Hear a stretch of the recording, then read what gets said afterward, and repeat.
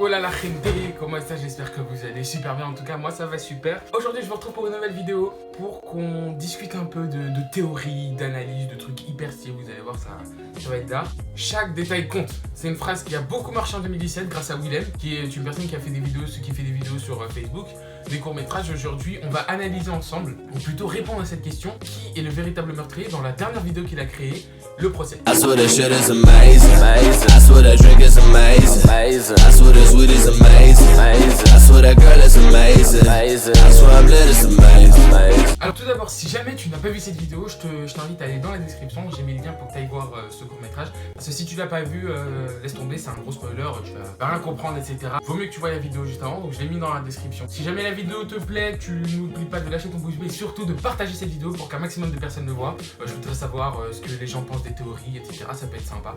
Donc vraiment partagez cette vidéo si vous pouvez, c'est juste en bas, ça prend 2 minutes. N'hésite pas aussi à me suivre sur mes réseaux. Et puis on va commencer tout de suite avec l'acte numéro 0, les indices qu'il ne fallait pas louper. Alors d'entrée de jeu, pendant tout le long de la vidéo, on peut remarquer que Willem a pensé chaque détail, chaque minute de sa vidéo. Sa phrase fétiche, c'est chaque détail compte, et en fait il l'a carrément montré pendant cette vidéo.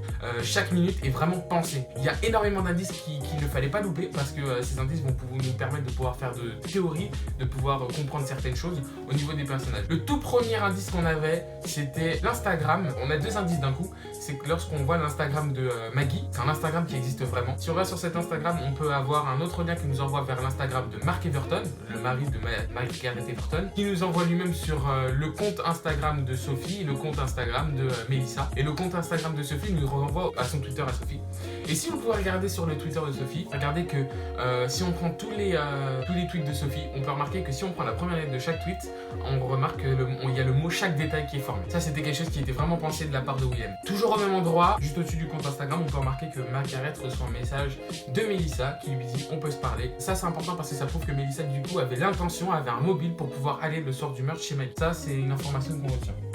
Les deux autres indices qu'on avait, c'est deux personnages que l'on retrouve dans plusieurs vidéos de Willem et qui sont en fait les mêmes personnages qu'ils incarnaient dans les autres vidéos. C'est-à-dire que là, c'est pas genre il a pu réutiliser les mêmes acteurs pour jouer d'autres personnages, non, ils ont effectivement le même rôle. Le premier rôle, c'est le policier qui a joué dans deux autres vidéos, le dilemme du prisonnier et l'art de la tromperie numéro 2. Ça, il joue encore le même personnage. Et on a Andrea, donc du coup la secrétaire de Willem dans cette vidéo, qui elle jouait une fille qui se suicide dans l'art de la tromperie 2. Alors vous allez me dire oui, comment c'est possible qu'elle soit encore là alors qu'elle s'est suicidée. On a cet indice à la toute fin lorsque Willem parle du suicide comme quoi c'était une possibilité que Margaret se soit suicidée. Il tourne la tête et il regarde Andrea à ce moment-là et on voit qu'Andrea a disparu.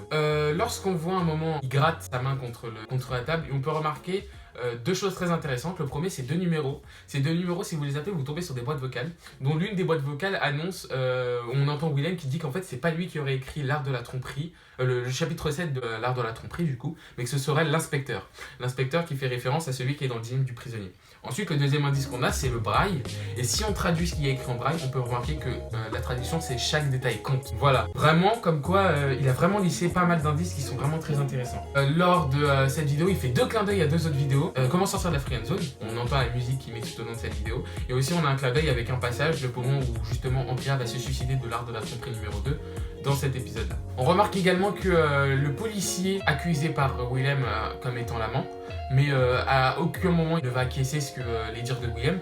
Donc du coup, la chose qui nous permet de prouver vraiment que le policier était l'amant, c'est lorsqu'on regarde les images de la scène qui s'est passée, on peut remarquer qu'à un moment, les pieds, à 2 minutes et quelques, les pieds du policier sont filmés, et qu'en fait, il lui manque une chaussette, et on retrouve cette chaussette près du corps, quelques secondes après, à côté du corps inerte de Maggie. Donc c'est vraiment une preuve comme quoi le policier était bien l'amant. Si vous regardez le moment où Willem regarde la télé justement avec mission question pour un champion Julien Lepers, on peut remarquer qu'il y a un cadre avec marqué Guédé, Babi et Soun. Et Babi, c'est aussi le nom d'un dieu égyptien. Et comme par hasard, il y a quelques temps, Willem se retrouvait justement, a mis un snap, ou une Insta Story, je sais pas exactement ce qu'il a mis, où il expliquait qu'en fait, il était en ce moment même à Babi. Et ensuite, il y a marqué Soon en anglais qui veut dire bientôt. Et maintenant, c'est le détail le plus important de la vidéo. Celui-là, il fallait vraiment pas passer à côté. C'est vers la fin, on voit que le greffier a noté certaines choses et on voit un texte en chinois. Et ce texte en chinois, j'ai la traduction, je vous la montrerai tout à l'heure, on va y revenir tout à l'heure parce que c'est un texte très important qui nous permet de prendre de nombreuses choses et qui en fait est au cœur de cette vidéo. Ah oui, au fait, si jamais vous avez regardé le compte Twitter et Insta de Willem, il a mis une vidéo bonus où il explique qu'en fait, l'inspecteur du DM du prisonnier est bel et bien le même personnage qu'incarne l'avocat. C'est-à-dire que le policier qui était avant s'est reconverti en avocat. L'inspecteur s'est reconverti en avocat. Ça, on pouvait déjà le savoir si on avait traduit le texte en chinois, je vous expliquerai pourquoi. Alors sans plus attendre, passons au premier acte, les arguments les plus plausibles. Alors on est sûr d'une chose, c'est que l'inspecteur est bien le personnage qui s'est reconverti en avocat. On peut le savoir grâce à la vidéo de Willem où il explique justement, où à un moment il montre que les personnages ont deux façons de parler similaires. Mais on peut le savoir aussi grâce au compte de Maggie Everton. Donc si jamais vous allez sur le compte Instagram de Maggie Everton, ça vous renvoie sur un autre compte, un autre groupe Facebook que Maggie Everton avait créé pour ses élèves, où elle explique trois choses. Enfin, elle parle de la kétamine, pardon. C'est la drogue avec laquelle se drogue Willem et la voisine. Elle parle ensuite de la schizophrénie. Et elle parle aussi des maladies dégénératives comme la cataracte, ce qui explique pourquoi il a les yeux, il est devenu aveugle. Et pourquoi il portait des lunettes avant. Donc c'est vraiment quelque chose, on peut placer le procès en fait dans l'ordre, dans un certain ordre, c'est-à-dire qu'on peut savoir que le procès se passe après justement ce moment. On peut savoir aussi que c'est l'inspecteur puisque à un moment donné, le policier va dire à l'avocat... J'aurais pas pu être plus rapide, je connais mon job et vous le savez très bien. S'ils devraient le savoir, ça veut dire qu'ils se connaissent déjà et qu'ils sont déjà. Alors on passe tout de suite à l'acte numéro 2, le mari, le meurtrier. Ça, c'est l'idée basique que tout le monde se dit. Ouais, le mari, c'est le meurtrier. Et d'autres vont peut-être penser, non, ce serait trop facile, etc. Mais si c'était justement ça, on pourrait penser que ce soit vraiment le mari. Il y a beaucoup de choses qui nous le prouvent. Premièrement, si on regarde bien, la seule personne qui n'est pas passée à la barre est le mari. Tous les autres sont passés sauf le mari. Le mari, on ne l'interroge pas. On se contente juste de dénoncer les faits et c'est tout.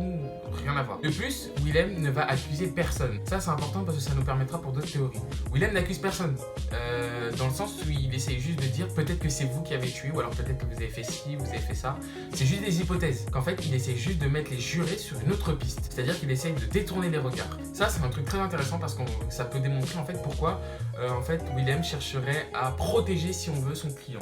On peut remarquer aussi qu'à un moment sur le Twitter de Mark Everton, il est énervé parce que justement son Uber est en retard. Et certains lui pensaient qu'en fait il était énervé que son Uber soit en retard. Pourquoi? Parce que sûrement en fait qu'il voulait prendre sur le fait de sa femme. Vous voyez où je veux en venir? Parce que beaucoup pensaient aussi du coup que l'amant ça aurait pu être l'étudiant vu qu'à un moment on a certains passages qui sont dans une armoire où on voit la caméra dans une armoire. Et comme l'étudiant est sûr que ce soit le mari qui ait tué Maggie Everton, et ben en fait c'est parce que comme l'étudiant est sûr que ce soit le mari qui ait tué sa propre femme, en fait beaucoup pensent que c'est parce que justement il était dans l'armoire et que c'était lui l'amant. Quand le policier tape sur la table, ça c'est un détail qu'il ne faut pas négliger. Il tape avec le poing gauche, ce qui pourrait affirmer son côté gaucher. Or, il le dit bien. Il venait de retirer la lame du corps inerte de Maggie. Sur la droite, dans sa poitrine. Elle a été plantée du côté droit. Qui est droitier? Le mari. Par contre, le policier connaît l'endroit. Alors pourquoi on pourrait expliquer ça? Si on regarde le compte Insta de Maggie Everton, on peut remarquer qu'il y a marqué prof le jour et femme la nuit. On pourrait penser donc que c'est une prostituée et qu'elle se prostitue. Donc du coup, le flic, ce qu'il aurait fait, c'est que comme il voudrait pas que sa réputation elle soit ternie, il aurait pas incité plus que ça pour la garder en vie. Ça, c'est une théorie qu'a mis David Quinn. C'est une théorie que je trouvais hyper intéressante et je voulais vraiment vous la partager parce que du coup, tout ça, c'est vraiment plausible et moi je trouve ça vraiment bien fait. On passe tout de suite à l'acte numéro 3, Willem le meurtrier. Alors celle-là, elle va vraiment loin. Pourquoi on peut penser que Willem est le meurtrier? Vous allez voir. En fait, on peut penser que Willem est le meurtrier pour la simple et bonne raison que il ne cherche pas à faire payer quelqu'un pour le meurtre. Si on remarque bien, il ne se contente pas de dire que telle ou telle personne a tué, mais il émet des hypothèses comme je vous l'avais dit juste avant. Comme si en fait il essayait que le meurtre ne soit pas résolu. À quoi ça servirait? De toute façon il faut bien qu'il y ait quelqu'un qui paye. Le seul mobile qui pousserait quelqu'un à faire en sorte que personne ne paye pour un certain meurtre, c'est soit d'accepter ce meurtre parce qu'on le voulait, ou du coup qu'on est meurtrier, soit qu'en fait vous êtes carrément taré. Donc le seul moyen ce serait que Willem soit lui-même le meurtrier. C'est une théorie que je trouvais aussi très intéressante. Mais il y a d'autres choses qui peuvent expliquer ça. Ensuite, il y en a beaucoup qui ont émis l'hypothèse grâce à l'allégorie de la caverne. Oui, parce que Willem parle à un moment de l'allégorie de la caverne, et qu'en fait, ça parle d'hommes qui sont dans l'ombre, dans une caverne, aux parois sombres, et du coup enchaînés, et que du coup, le seul moyen pour... certains veulent sortir et aller à la lumière, et d'autres préfèrent rester dans cette ombre et enchaîner à ce qu'ils savent et ce qu'ils connaissent. Et du coup, il y en a d'autres qui avaient pensé que du coup, les yeux fermés sur la photo que Willem a mis sur son Instagram pouvaient représenter le fait qu'il est aveugle dans le noir et qu'il opère dans l'ombre. Et que du coup, tous ces vêtements noirs, et qu'il est secret, sournois, dans les ténèbres. Mais du coup, il y a autre chose aussi qui pourrait me présenter que Willem est le meurtrier. Et c'est la théorie qu'on va juste expliquer dans cet acte numéro 4, le chiffre 4. Alors celle-là, je l'ai vue, mais je sais pas combien de fois, c'est un truc de ouf. Les gens pensent beaucoup que le chiffre 4 a son importance. Si vous regardez bien, Willem annonce une certaine date, je sais plus c'est quelle date, il me semble que c'est le... je sais plus quelle date. Il annonce qu'il va sortir une vidéo, et en fait, c'est 4 jours seulement après qu'il sort cette vidéo. Ensuite, lorsqu'il sort une photo pour annoncer cette vidéo, on peut remarquer que sur cette photo, Willem a 4 doigts visibles et son 5e doigt caché. Pourquoi? On va y venir après. Ensuite, on peut remarquer que Willem, lorsqu'il regarde la vidéo Question pour un champion, c'est la 4e personne qui parle de la lumière. Donc du coup, on pourrait se demander, mais que signifie le chiffre 4? Si on regarde bien, il y a 4 suspects. Du coup, les 4 suspects sont ces 4 doigts et ces 4 personnes justement qui cherchent la lumière. Que viendrait faire Willem là-dedans? Et bien si vous regardez bien sur cette photo, il y a un doigt qui est caché, c'est le 5e doigt. Là, on va très loin, je sais, on va très loin. C'est le 5e doigt. Et du coup, si vous regardez bien aussi dans les points champions, la personne qui parle de la lumière, c'est la 4e personne. Mais sauf que ces 4 personnes n'incarnent pas la lumière. Donc le 5e personnage qui pourrait incarner la lumière, ce serait Willem. Donc du coup, il y aurait en fait un 5e suspect. Le 5e suspect dont personne ne se douterait, et c'est Willem. On revient aussi sur le fait que Willem est toujours en noir, aveugle, etc., sombre. Il opère dans le noir, donc du coup, on pourrait faire un lien avec justement ce 5e doigt caché, puisque Willem est aveugle, enchaîné dans cette caverne, il n'a pas la vérité, donc du coup on pourrait penser qu'il est ce 5e doigt caché lui-même. Donc du coup, le 5e suspect est sûrement le potentiel meurtrier. Ça, c'est une théorie que je trouvais vraiment intéressante à vous expliquer. Moi, je l'aime bien. Mais maintenant, on va passer du coup au 5e et dernier acte, le plus important, le texte en chinois. Ça, je vous avais dit qu'on y reviendrait. Le texte en chinois, il est hyper important. Je vais vous mettre la traduction ici. Alors, voici ce que dit le texte. Vous pouvez regarder. Donc du coup, grâce à ce texte, donc c'est le greffier qui parle. Là, c'est comme si en fait c'était le greffier qui s'adressait à vous, qui se parle à lui-même. Et on peut remarquer qu'il y a plusieurs indices qui sont donnés là-dedans, qui sont très intéressants. Par exemple, comme quoi il dit que c'est vrai, j'ai cette impression que cet avocat fait partie des personnages dans le dilemme du prisonnier. Le commissaire, ce qui expliquerait pourquoi on n'entend pas son nom. Bah oui, on aurait dû peut-être entendre Maître Will ou quelque chose comme ça.